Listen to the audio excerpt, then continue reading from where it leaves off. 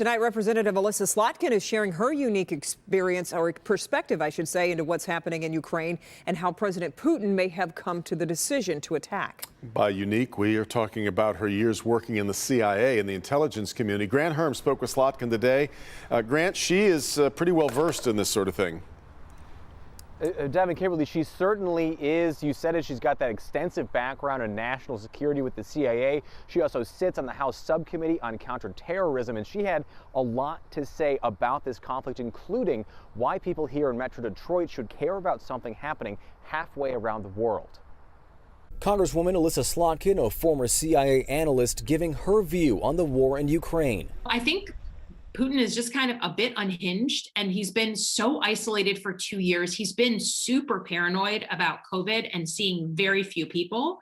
And I think he just turned 70. He's thinking about his legacy. He's giving these crazy kind of megalomania speeches. So, I don't want to say he wouldn't touch the NATO countries.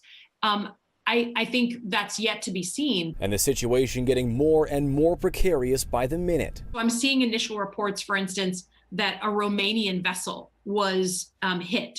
No idea if it's accidental, right? When you start to be in that close of proximity, you start to have a real risk of miscalculation, of accidents. Suddenly, we think he's firing on a NATO country. We respond. You can see how dangerous that is. But many in Metro Detroit still feel like this war doesn't hit home. There's no way in a global economy that this can happen, and there's not pain, and just trying to mitigate that pain for the American citizens is what I've been thinking about. It's hard to understand because it is far away, but if we don't respond to this kind of aggression, one nation taking over the other, we shouldn't be surprised when it starts to happen in a lot of places with a lot bigger implications for the U.S.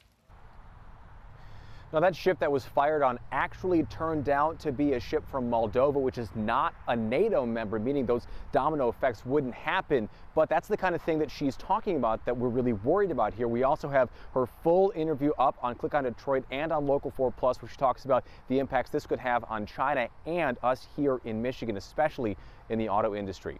Back to you. Okay, Grant, thank you.